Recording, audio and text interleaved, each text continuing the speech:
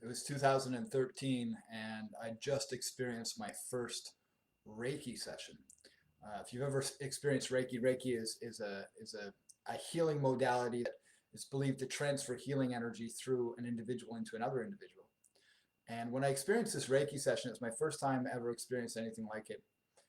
The experience itself was very relaxing, very meditative. I didn't have any really profound experiences during the Reiki session, but that evening when I was sleeping, I sweat so much that I soaked my bed. And the Reiki practitioner that I was working with said that what was happening is the negative energy that was in my body was coming out of my body. And so from the Reiki session, I was sort of purging or expelling negative energy through my sweat. The experience was so profound for me that it awakened this desire to be a powerful healer inside of me. And that was in 2012, 2013. And since that time, I've dedicated my life to healing myself and leading other people to heal as well. But there was this point in my healing journey where I fell into this healing trap. And the healing trap was this desire I had to be the healer for others. I really wanted the credit for being able to heal other people. And so when I would go into a conversation, whether it was a coaching session or some kind of healing experience or a ceremony, I would go in with the intention of healing the other person. And this became an ego trap for me because I was always looking for some kind of result from the person. And at the same time, going in with the intention of me being the miraculous healer in their life. So I went in with the intention of I wanted to heal them. What I didn't realize at the time that I would soon learn from working with powerful healers is that truly miraculous healers, they don't heal other people.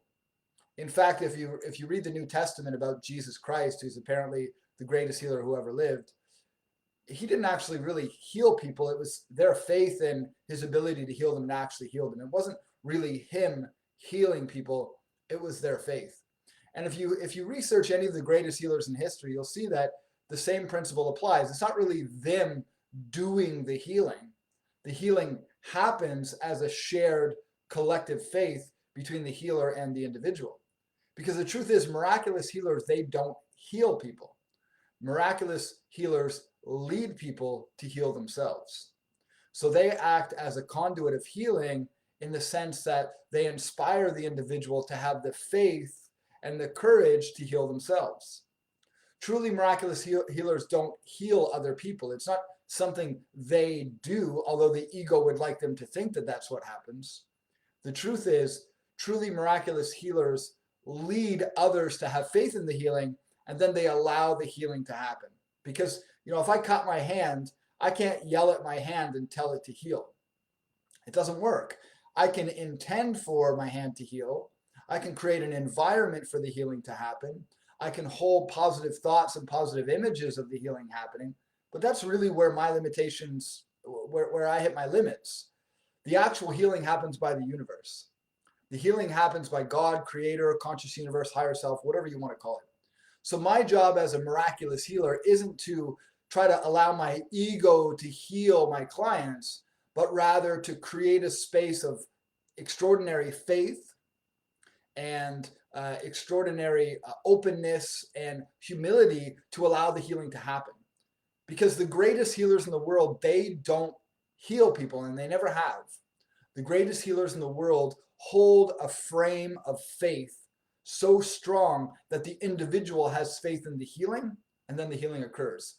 This is what happens with doctors. This is what happens with shamans. This is what happens with medicine healers. This is what happens with energy healers. If the client has no belief in healing whatsoever, if the client actually believes that they're not going to heal, then that's usually what will happen. They won't heal. If the client believes they're going to get even sicker as a result of the healing they receive from somebody, then that might be what happened as well. Truly miraculous healers don't heal. They lead people to heal. They lead people through their faith, through their example, through their stories, through their techniques, through their practices, through their experience.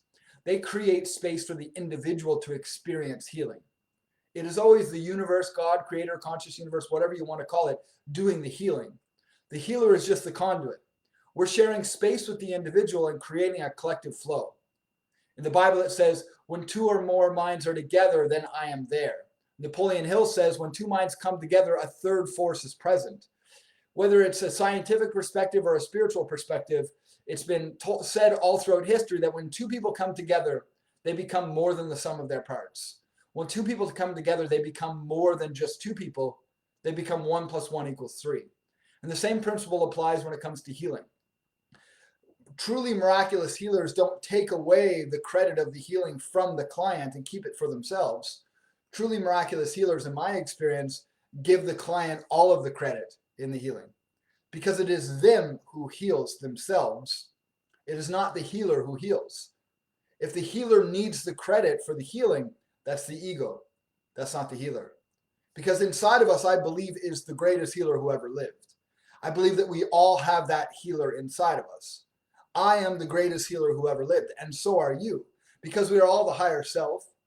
We are all God, Creator, conscious universe, Krishna, Christ, Horus, Apollo, whatever you like to call it. I believe that we are the higher self existing as human beings. And so to become a miraculous healer, I only need to believe in miracles and lead others to believe in them too. That's the secret to becoming a miraculous healer, is not to try to heal others, but to lead others to heal, to create space so that others may perform their own miracles. Because we are all our own greatest doctors. We are all our own greatest healers. We are all our own greatest shamans. And so to become miraculous healers, we simply need to believe in miracles. And to miraculously heal others, we simply need to lead them to miraculously heal themselves. Because miraculous healers don't heal, they lead. And I believe that's what you should do too. Thanks for watching, everyone. Remember, you are the greatest healer who ever lived.